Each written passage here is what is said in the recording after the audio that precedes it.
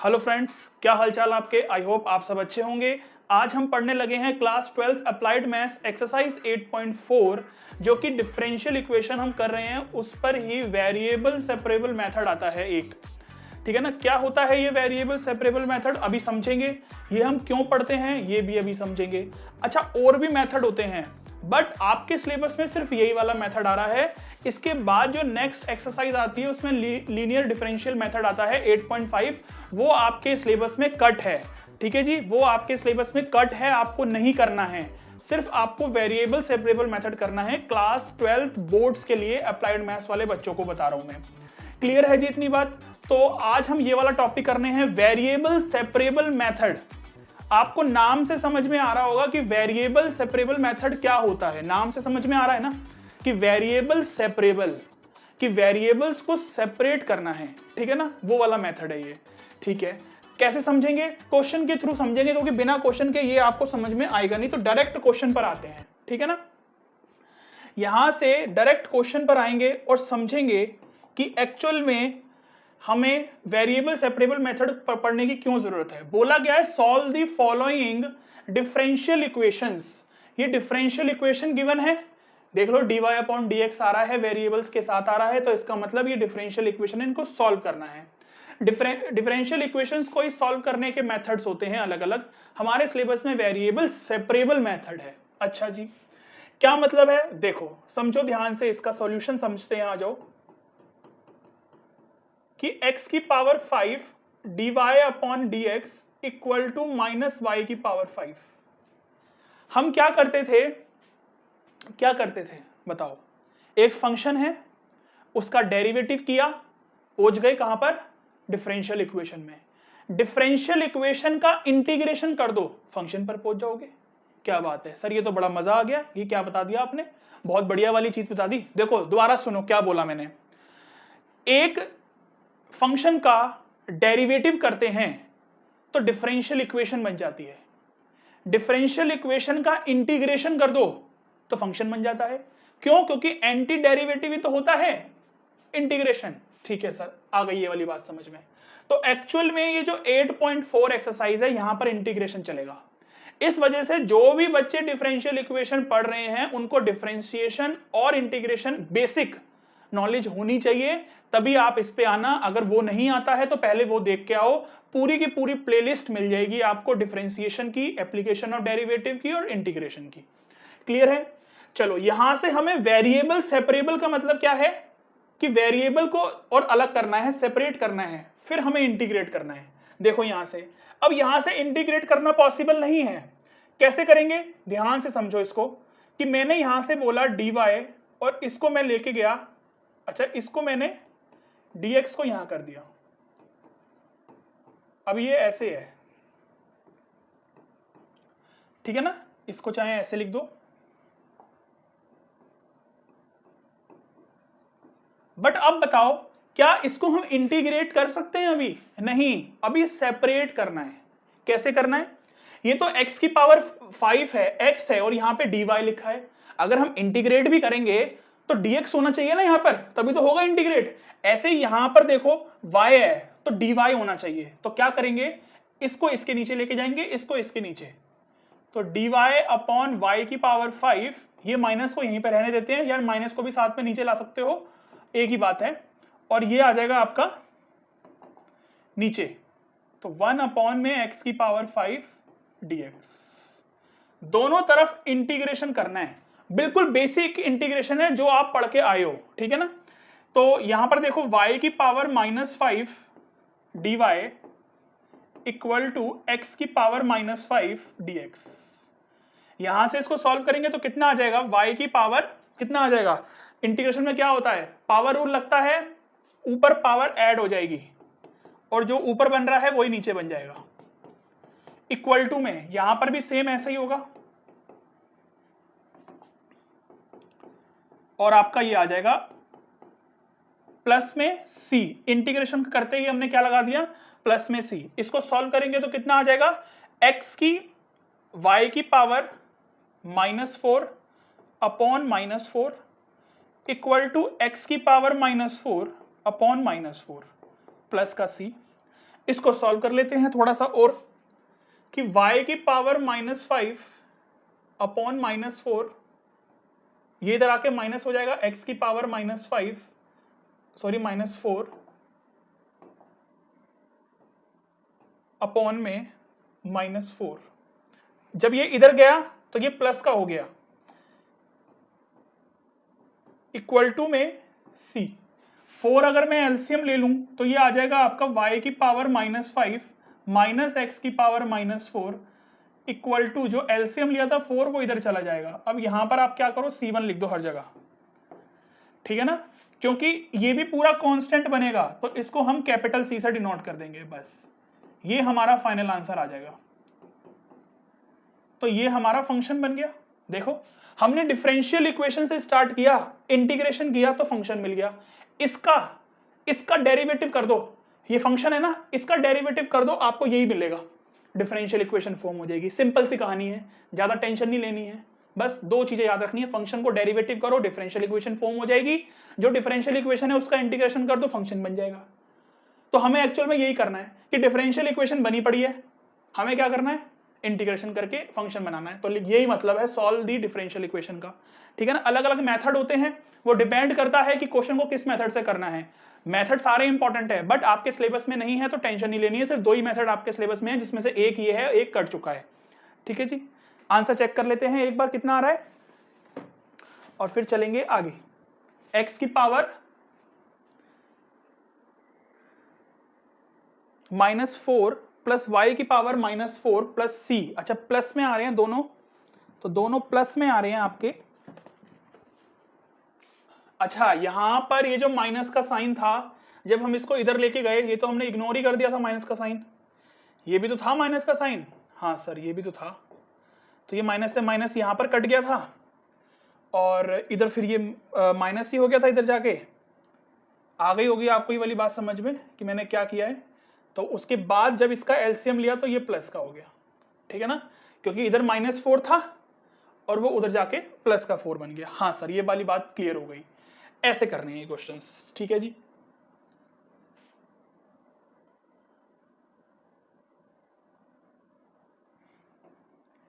Second part देख लेते हैं यहीं पर ही।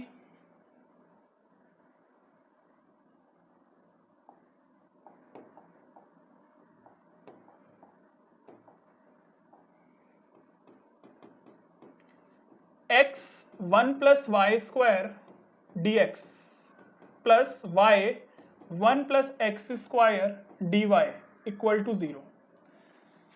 यहां पर समझने वाली बात यह है कि dy मतलब y वाली टर्म्स dy के साथ रहनी चाहिए, x वाली टर्म dx के साथ रहनी चाहिए, तभी इंटीग्रेशन कर पाओगे। यहां पर तो देखो कि x आ रहा है बट y भी आ रहा है, तो कैसे किया जाए, बस यही समझना है हमें। फिर उसके बाद तो इंटीग्रेशन जो है वो बिल्कुल बेसिक इंटीग्रेशन है कि आप कर पाओगे। इसको उधर ले गए माइनस में, ठीक है ना, यहां से क्या करेंगे, इसको नीचे ले आएंगे x dx और ये इसके नीचे आ जाएगा 1 प्लस एक्स स्क्वायर।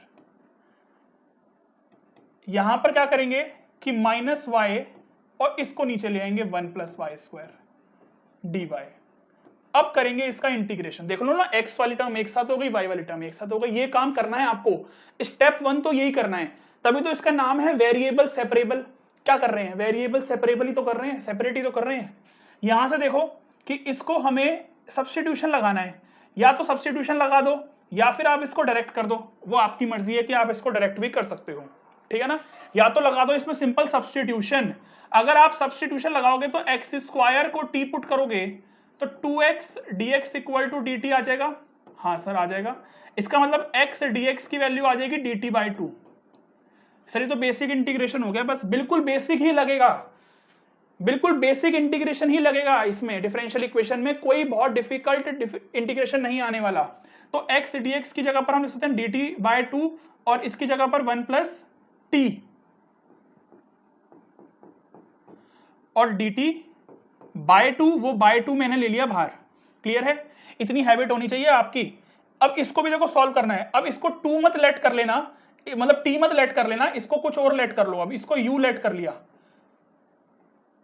तो 2y dy कर रहे हैं हम, तो 2y D Y equal to D U, जैसे नॉर्मल सब्सटीट्यूशन लगाते हैं वही लगाया है बस। तो y D Y equal to D U by 2, बस यहां पर पुट करेंगे, माइनस को ले लेंगे बाहर, y डी वाई की जगह पर डी यू बाई 2, और क्योंकि यहां पर डी यू बाई 2 आ रहा है तो वो ये 1/2 को बाहर ले लो, ये हो जाएगा 1 अपॉन में वाई स्क्वायर को लिया था हमने ना, तो 1 plus U D you. 1 upon 1 plus T क्या होता है, log 1 प्लस टी मॉड में, प्लस माइनस का 1/2, ये भी हो जाएगा log में 1 प्लस यू, प्लस में सी लगाना नहीं भूलना बिल्कुल भी, ठीक है ना। इतनी कहानी समझ में आ गई? हाँ सर आ गई। इसको ले जाते हैं थोड़ा सा ऊपर, स्पेस बनाते हैं अपना, यहां से हम करेंगे सॉल्व। ये 1 प्लस यू था,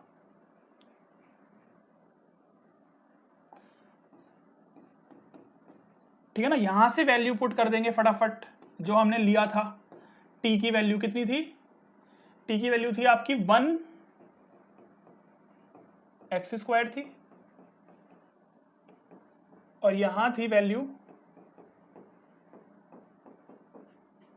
अब क्या किया जाए, इसको इधर लेके आओ,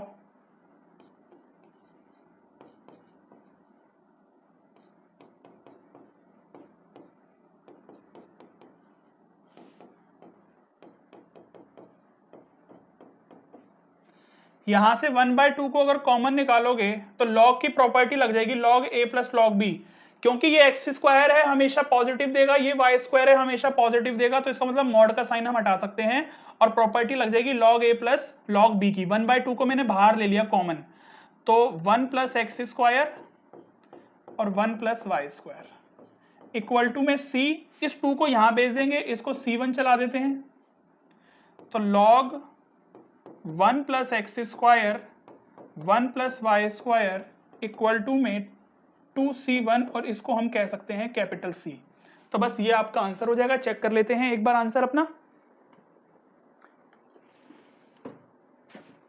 अच्छा, इन्होंने क्वेश्चन में से लॉग खत्म किया है, इन्होंने क्वेश्चन में से लॉग खत्म किया है, तो वो समझ लो कैसे किया है। क्वेश्चन में से लॉग कैसे खत्म किया है, आंसर मैच करवा रहा हूं आपका कि आंसर किस तरीके से मैच हो रहा है। यहां पर 1 plus X square 1 plus Y square, ठीक है ना। अब इस तरफ मैंने 2 को भेजा ना, तो 2c1, अब इसके साथ ही मैंने यहां पर log भी ले लिया,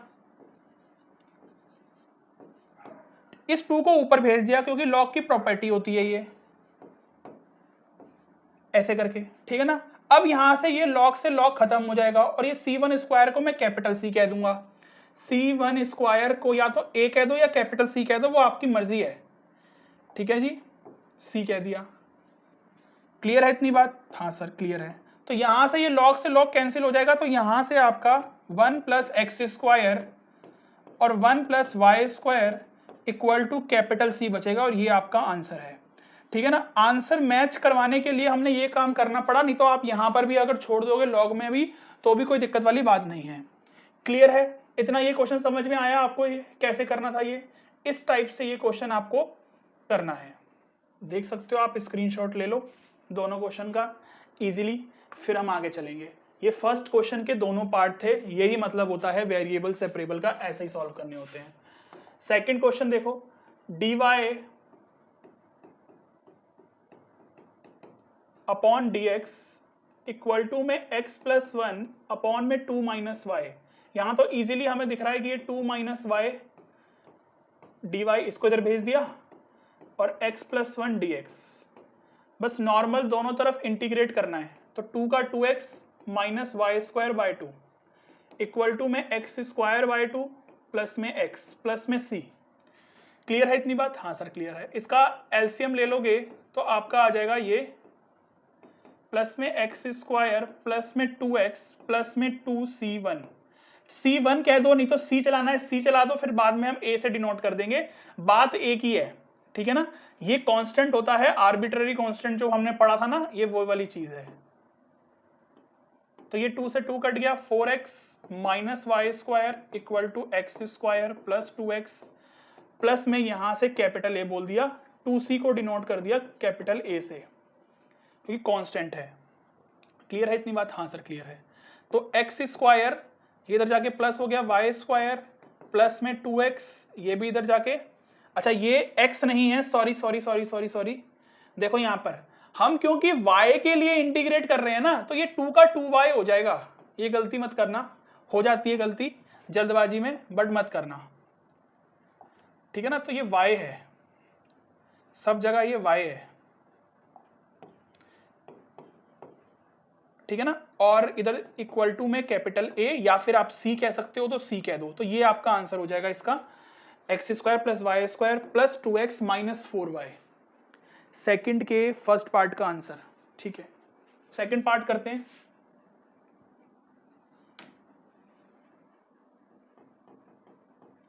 e की power y minus x d y upon d x equal to 1।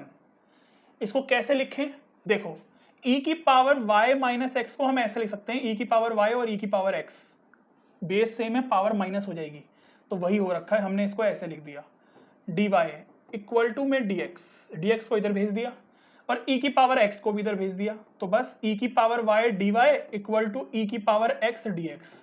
यहाँ पर इंटीग्रेशन से ज्यादा इंपॉर्टेंट ये स्टेप करना इंपॉर्टेंट है, क्योंकि अगर ये नहीं हुआ तो इंटीग्रेशन तो होगा ही नहीं फिर, ठीक है ना। इसका इंटीग्रेशन करेंगे e की पावर y आएगा, इसका इंटीग्रेशन करेंगे e की पावर x आएगा प्लस c, तो e की पावर y माइनस e की power x equal to c। यहाँ छोड़ देना आंसर, या ऊपर छोड़ रखा है तो ऊपर छोड़ देना, वो आपकी मर्जी है। क्लियर है? ठीक है, ऊपर छोड़ा हुआ है आंसर, वो डिपेंड करता है बुक वालों ने आंसर कैसे छोड़ दिया, बट आपके लिए सारे आंसर ठीक है। जैसे मैंने आपको इस वाले क्वेश्चन में भी बताया था ना, आप अपना आंसर अगर यहाँ पर भी छोड़ के आओगे लॉग में तो भी ठीक है, ठीक है ना। ऊपर भी छोड़ के आ जाओगे फिर भी एक बार को ठीक है, बट ये यहां से अगर ये वाला स्टेप आपने नहीं किया तो मार्क्स नहीं कटेंगे। क्लियर है? चलो थर्ड का फर्स्ट पार्ट देखते हैं, इजी है थर्ड का फर्स्ट पार्ट भी।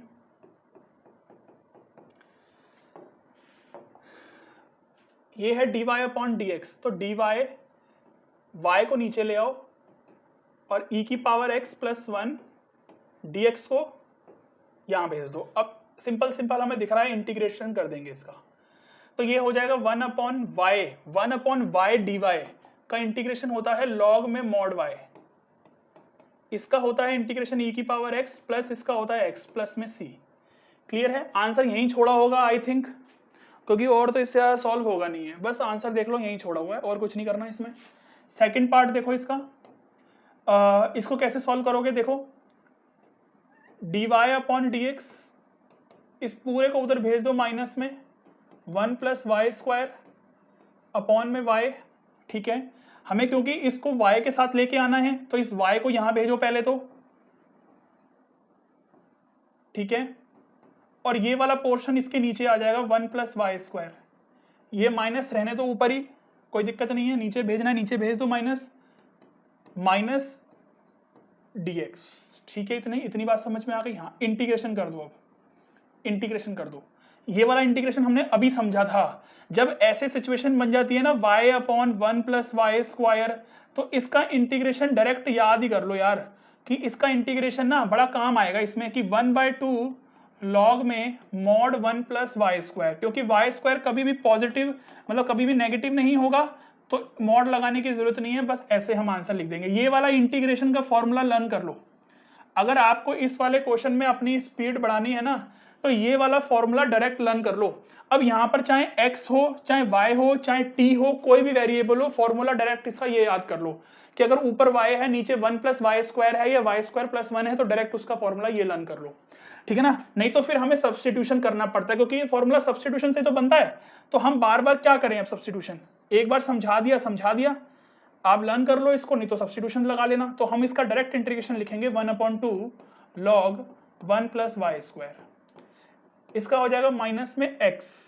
प्लस में c, ये इधर आ जाएगा 1/2 log 1 plus Y square plus x equal to में c। आंसर यहीं छोड़ा होगा, देख लेते हैं एक बार, x plus 1/2 log 1 plus Y square equal to c, answer यहीं छोड़ा है, ठीक है ना, यहीं छोड़ा है आंसर। अब करने को तो देखो यहां पर भी मैं ये काम कर सकता था कि 1/2 को ऊपर भेज देता पावर में, क्योंकि लॉग की प्रॉपर्टी होती है, बहुत कुछ हो सकता है, ठीक है ना, बट ठीक है, ये भी आंसर ठीक है। फोर्थ के फर्स्ट पार्ट को देखते हैं।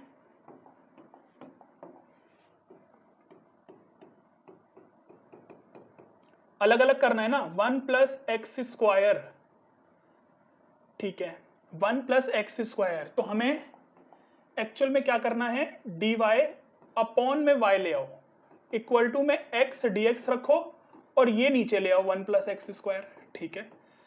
अब ये देखो सेम बन गया ना, वैसा ही क्वेश्चन बन गया, ये आ जाएगा log में mod y इक्वल टू, ये मैंने अभी करवाया है आपको याद कि फॉर्मूला इसका क्या होता है, 1/2 log में 1 + x² प्लस में c।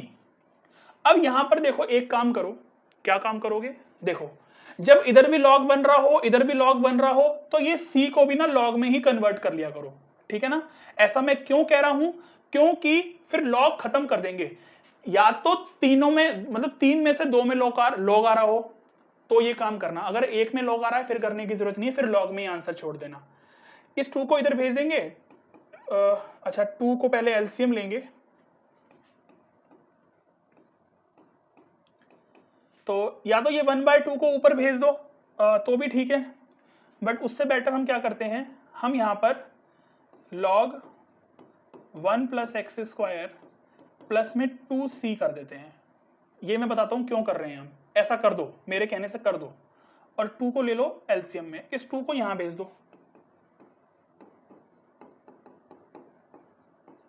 1 + x² प्लस में 2c। अब ये 2c की जगह पर मैं लिख रहा हूं log 2c, ठीक है ना, मैं लिख रहा हूं log 2c, बस ये काम मैंने कर दिया, कोई फर्क नहीं पड़ेगा, 2c भी एक कांस्टेंट है, log 2c भी एक कांस्टेंट है, तो कोई फर्क नहीं पड़ने वाला उससे। क्लियर है इतनी बात, हाँ सर क्लियर है। अब इसको यहां पर log की प्रॉपर्टी लगा दो, ये 2 को भेज दो ऊपर, तो log mod में y², अब हमें पता है y² तो हमेशा ही पॉजिटिव देगा हमें नंबर, तो सिंपल इसको क्या करो, सिर्फ y² लिख दो, इसको इधर भेज दो log 1 + x² इक्वल टू में log 2c, यहां लगा दो प्रॉपर्टी log की, log हो जाएगा y² upon 1 + x² equal to में log 2c, log से log कैंसिल हो गया, क्या बचा y² upon 1 + x² equal to में ये log से तो log कट गया, 2c को मैंने फिर a से डिनोट कर दिया, ठीक है ना, a, तो ये बन गया आपका फाइनल आंसर। इसको जैसे मर्जी सॉल्व कर दो, इसको इधर भेज दो, जैसे मर्जी सॉल्व कर दो, आपकी मर्जी है। अब आंसर देखो कैसे दिया हुआ है, अब देखो आंसर देखो कैसे दिया है, आंसर अब यहां पर छोड़ोगे 100% करेक्ट है, बट बुक से अगर मैच करवाना है तो बुक वालों ने क्या कर रखा है, देखो बुक वालों ने क्या कर रखा है, इससे इसकी मल्टीप्लाई करवाई है, तो ये बन गया आपका a 1 + x², फिर क्या किया है, स्क्वायर रूट भेज दिया उधर, तो अंडर रूट a1 कह दो, a1 कह दो,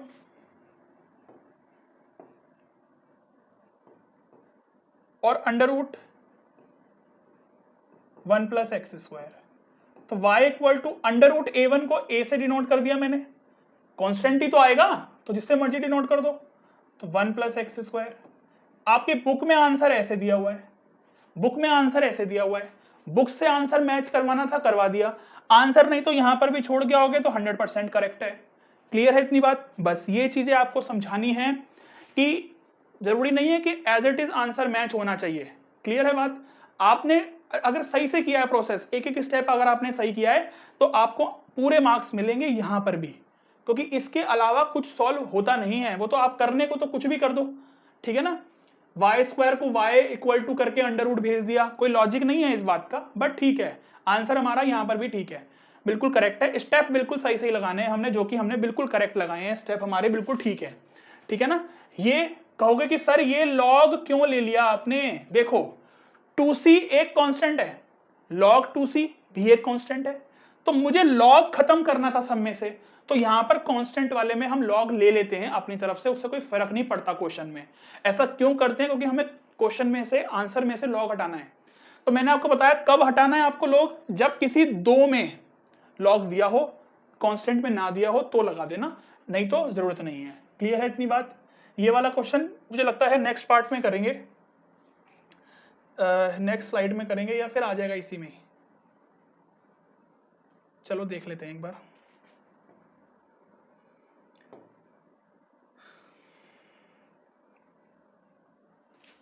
नेक्स्ट में ही कर लेते हैं, ज्यादा बेटर रहेगा। ये है आपका x y y dash, second part देख लेते हैं यहीं पे। x y y dash equal to y dash का मतलब dy अपॉन dx है, 1 plus x plus y plus x y, 1 plus x plus y plus x y. अब देखो ये वाला क्वेश्चन देखो, इसको अलग करना थोड़ा सा कॉम्प्लिकेटेड लग सकता है आपको, थोड़ा सा सोचना पड़ेगा, बट करते हैं, कोई बात नहीं। ध्यान से समझना, x y d y upon d x equal to 1 plus x plus y, common निकालो तो 1 plus x, x y d y upon d x equal to, यहां से देखो अगर 1 प्लस एक्स कॉमन आ जाए तो अंदर से 1 प्लस वाई बचेगा। हाँ सर ये तो बढ़िया स्टेप था। क्या करो, y D Y equal to 1 plus x d x upon x upon 1 plus y. Habit बन गई ना आपकी जब, तो ये समझ में आ जाएगा। क्या किया है, 1 अपॉन एक्स को नीचे भेजा है, y को यहां भेजा है, ठीक है ना, मतलब उल्टा किया है मैंने, dx को इधर भेजा, x को नीचे भेजा, 1 प्लस वाई को इधर भेजा और y तो ऊपर है ये dy अपॉन dx, इंटीग्रेशन कर दिया। इंटीग्रेशन करूंगा तो क्या हो जाएगा ये बताओ, इसका इंटीग्रेशन हम कैसे करते हैं, बिल्कुल बेसिक है, कैसे करते थे, +1 -1, क्योंकि नीचे भी मेरा यही बन रहा है, ऐसा ही नीचे बन रहा है, सिंपल इंटीग्रेशन है ये तो सिंपल है, 1 upon x plus x upon x 1 हो जाएगा, यहां से y plus 1 upon y plus 1 minus 1 upon y plus 1, यहां से भी अलग अलग कर दो, 1 अपॉन एक्स। आ गई इतनी बात समझ में? हाँ सर आ गई। ये कट के 1 हो जाएगा, तो 1 का इंटीग्रेशन कितना होता है, y में, x में नहीं, तो y आ जाएगा, माइनस 1 अपॉन वाई प्लस 1 क्या हो जाता है, लॉग मॉड में y plus 1 equal to 1 upon x क्या हो जाता है, लॉग मॉड में x, और 1 का हो जाएगा x और साथ में प्लस का c। क्लियर है इतनी बात? सॉल्व करते हैं यहां से, कि हमने यहां पर क्या किया कि इसको उधर भेज दिया, ठीक है ना, y माइनस एक्स को यहां भेज दिया, मतलब x को यहां भेज दिया,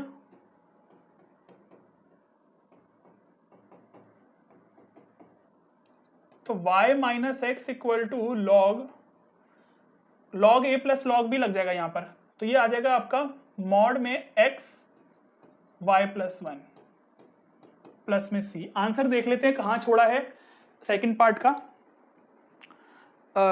y equal to x plus log mod में x 1 plus y plus c. ठीक है, एक ही बात है, यहां पर लिखा हुआ है इन्होंने x को उधर ले जाके प्लस में लिखा हुआ है, एक ही बात है, क्या फर्क पड़ता है इन छोटी छोटी बातों से।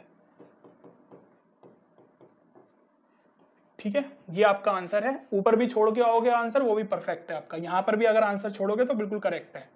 क्लियर है इतनी बात? हाँ सर ये तो क्लियर है। फिफ्थ का फर्स्ट पार्ट और सेकंड पार्ट देखते हैं, अलग अलग लिखा है मैंने, दिख रहा होगा आपको इजीली।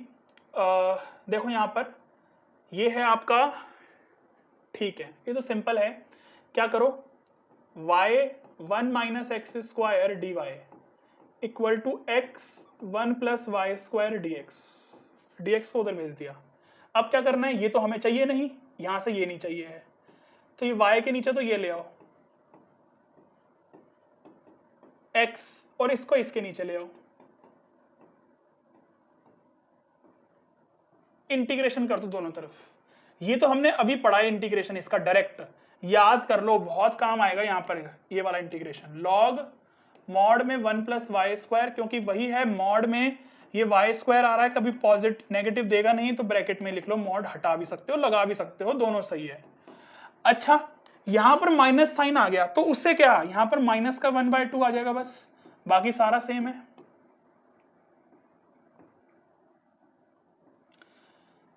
ठीक है जी, इतनी बात समझ में आ गई? हाँ सर आ गई इतनी बात समझ में, बढ़िया बात, आनी भी चाहिए। क्लियर है?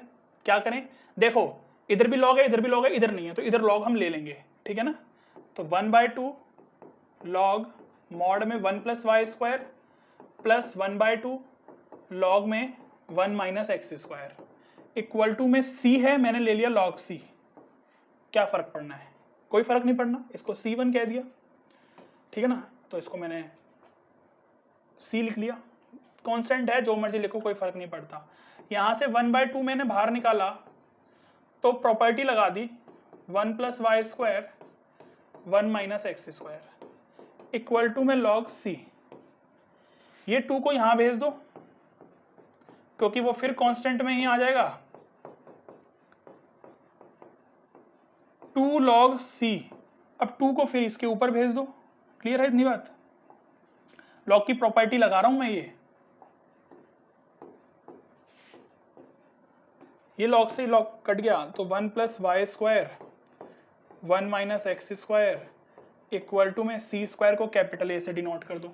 फिफ्थ का फर्स्ट पार्ट सी, ठीक है, बिल्कुल करेक्ट आया, ठीक है ना। ए लिख दो, कैपिटल ए लिख दो, कैपिटल सी लिख दो, उससे कोई फर्क नहीं पड़ता।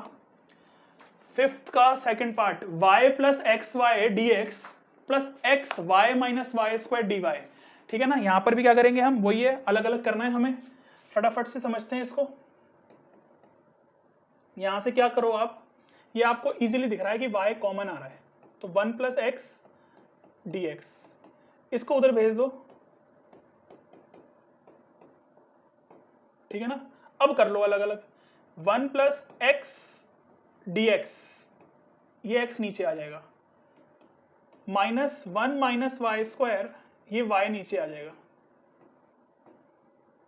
इसको कर दो इंटीग्रेट।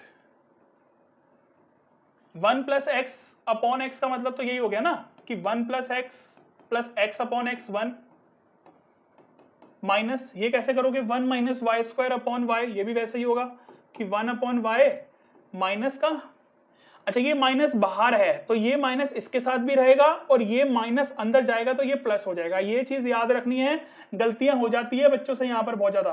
तो y²/y कितना हो जाएगा, y हो जाएगा।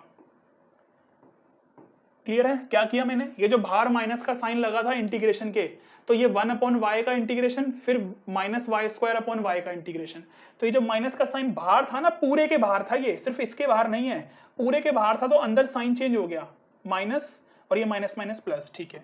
ये आ गया log में mod x plus x equal to minus log में mod y प्लस में y²/2 प्लस में c।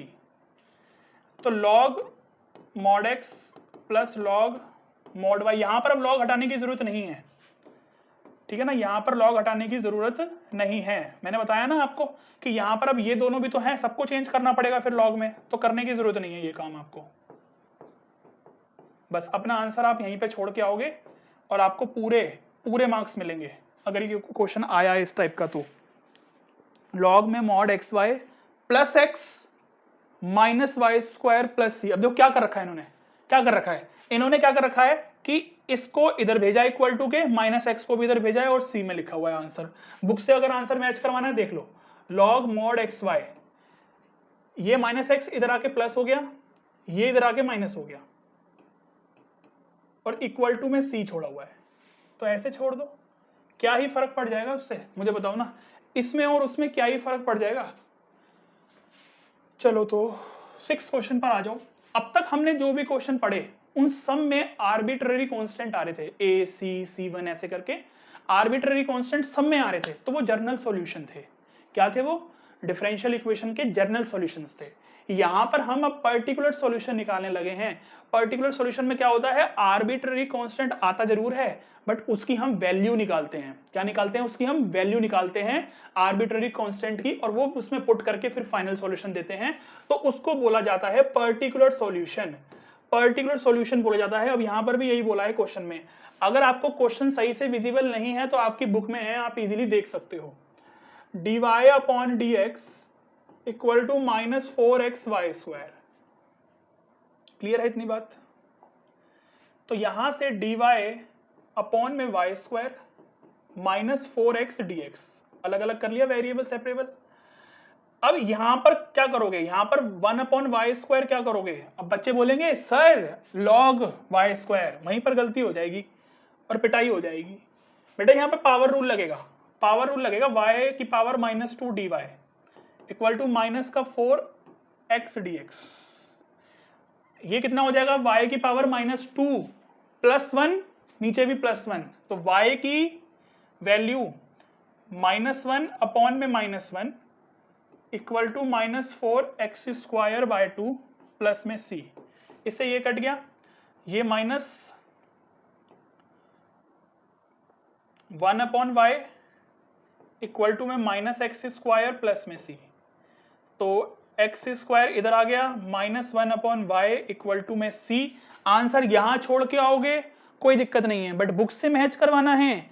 अगर बुक से आंसर मैच करवाना है, चाहते हो कि बुक से आंसर मैच हो, तो बुक से आंसर मैच होने के लिए, अच्छा यहाँ पर 2x है, ये जो 2 से 2 कटा था ना, तो ये वाला जो 2 है वो इधर ही है। अब बुक से आंसर मैच करवाना चाहते हैं सर। अच्छा अब यहां तक जब सॉल्व किया तो क्या करें? सर ये तो पर्टिकुलर सॉल्यूशन है, यहां तो वैल्यू पुट करनी पड़ेगी, बिल्कुल पुट करेंगे।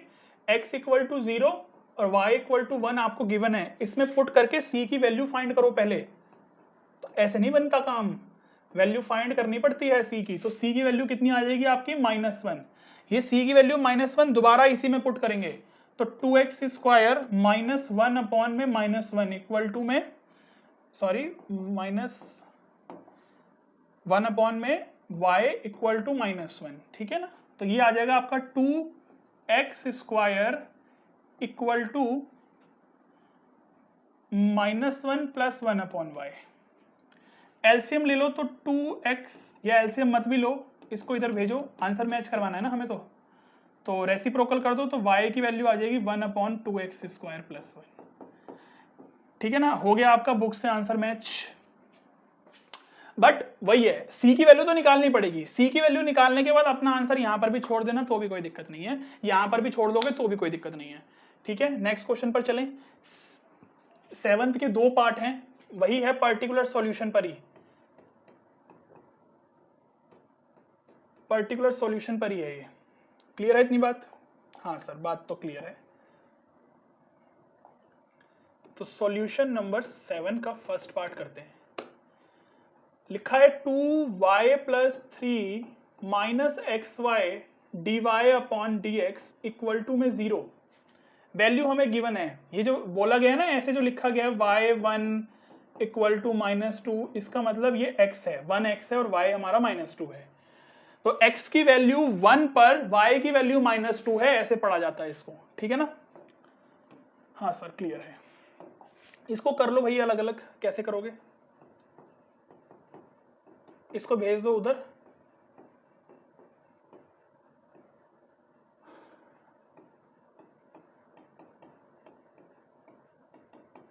एक्स वाई डी वाई, हमें क्या करना है? y को एक साथ रखना है ना, तो 2 को इसके साथ ही रहने दो, तो 2 और अच्छा dx चाहिए ना हमें, तो हाँ, तो 2 अपॉन में 1/x dx इक्वल टू में y अपॉन 1 y + 3 dy। कर दो इंटीग्रेट, हो गया अलग अलग। 2 तो बाहर आ जाएगा, 1/x का इंटीग्रेशन हो जाएगा log mod में x इक्वल टू, ये कैसे सॉल्व करेंगे? वही है सब्स्टिट्यूशन बच्चों वाला जो होता है, बेसिक सब्स्टिट्यूशन। नीचे जो बना हुआ है उसको ऊपर बना लो जब नीचे लीनियर बन रहा होता है तो, ठीक है ना। y + 3 dy, तो ये तो हमने कर दिया है इंटीग्रेशन। इसको अलग अलग कर दो, y + 3 अपॉन y + 3 माइनस का 3 अपॉन y + 3 dy, इसको भी अलग अलग इंटीग्रेट कर दो ऐसे। तो यहां से हो जाएगा आपका, इसको तो एज इट इज लिख दो log mod में x। अच्छा अब क्या कर रहा हूं मैं? log की प्रॉपर्टी लगा के 2 को यहां भेजूंगा ऊपर ऐसे। अब x² मुझे पता है पॉजिटिव है, x² पॉजिटिव है तो मॉड हटा सकता हूं मैं, सिर्फ बचेगा log में x²। इक्वल टू, ये कट गया, 1 का इंटीग्रेशन कितना हो जाएगा y, क्योंकि with respect to y integrate कर रहे हैं, -3 बाहर रखा, 1/y+3 का हो जाएगा log mod में y+3 प्लस में c। यहां से आप, क्योंकि आंसर में शायद लॉग हटाया गया है, हाँ आंसर में से लॉग हटाया गया है, तो कोई बात नहीं, लॉग हटा देंगे हम भी, ऐसी क्या बात है। तो आंसर में से हाँ लॉग हटाया है, ठीक है, ये आ जाएगा आपका, ठीक है। इसको इधर भेज देते हैं, log x² equal to y minus, इसको log की प्रॉपर्टी लगा के ऐसे भेज दिया हमने,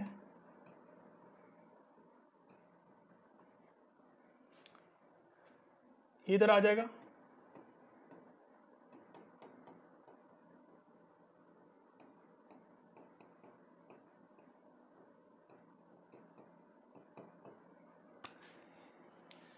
यहां से क्या करो, अच्छा अभी तो हमें c की वैल्यू भी तो निकालनी है, तो c की वैल्यू निकालो, जब x इक्वल टू 1 है तो y इक्वल टू -2 है, निकालो।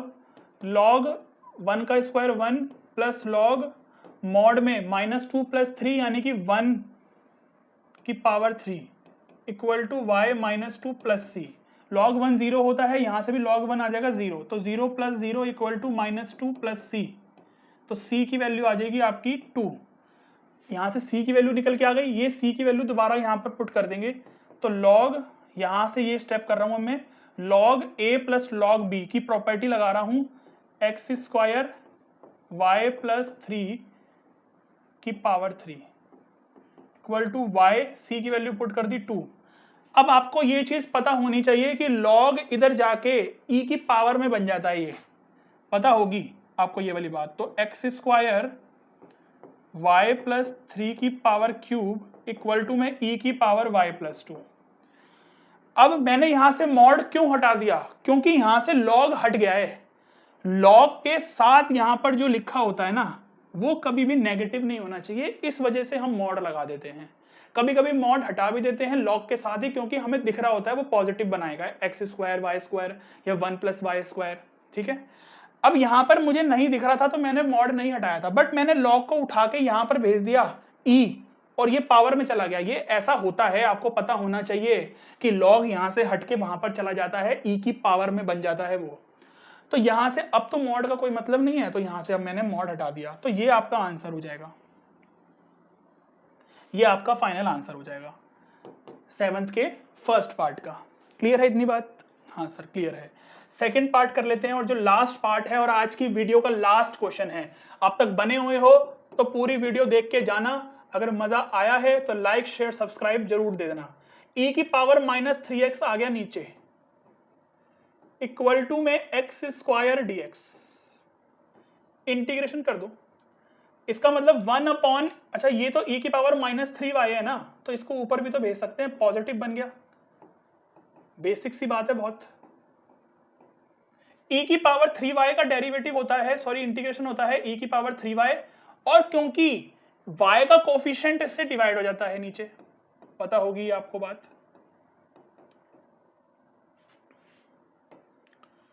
यहां से e की, अब बच्चे गलती क्या करते हैं, बच्चे यहां पर ये 3 से 3 काट देंगे, बेटा ये 3 से 3 ऐसे नहीं कटेगा,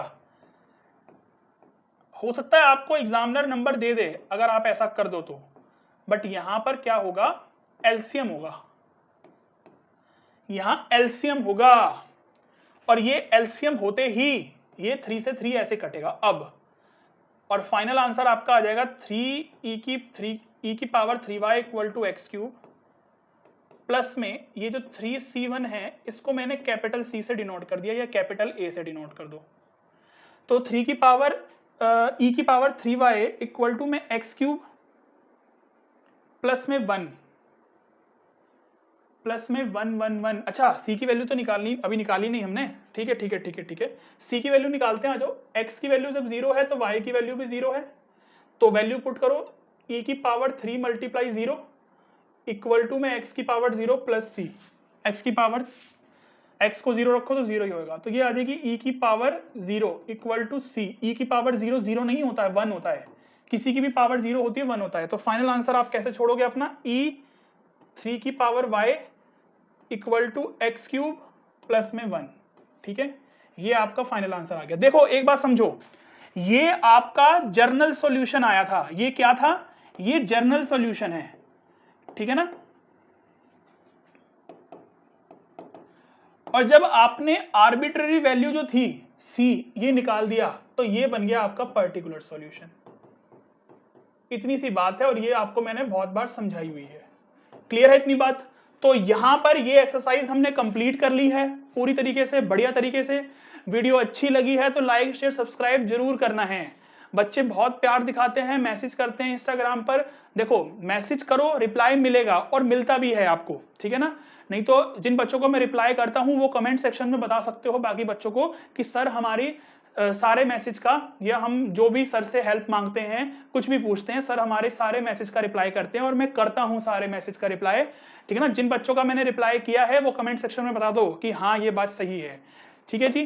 तो वीडियो लेंथी हो गई बट करना तो एक ही वीडियो में था, ये कवर हो गया 8.4 कंप्लीट। 8.5 आपको नहीं करनी है, सिलेबस से कट है, बट 8.6 जो कि बहुत ही ज्यादा मोस्ट इंपॉर्टेंट है इस चैप्टर के लिए भी और पूरी कैलकुलस के लिए भी। एप्लीकेशन ऑफ डिफरेंशियल इक्वेशन, जिसमें हम डिके और ग्रोथ के ऊपर जो है क्वेश्चंस करते हैं, बहुत इंपॉर्टेंट है। आता है इसमें से तो 5 नंबर का क्वेश्चन आएगा या फिर 4 मार्क्स की केस स्टडी आएगी, आता जरूर है इसमें से क्वेश्चन, तो ये इंपॉर्टेंट है। नेक्स्ट एक्सरसाइज जो है 8.5 नहीं करेंगे, 8.6 करेंगे, जो कि बहुत इंपॉर्टेंट है। वीडियो अच्छी लगी हो तो लाइक शेयर सब्सक्राइब जरूर करना है। कुछ भी पूछना हो इंस्टाग्राम पर मैसेज कर दो और टेलीग्राम के साथ जुड़ जाओ हमारे। मिलेंगे फिर आपसे नेक्स्ट वीडियो में। Good luck, take care, bye bye.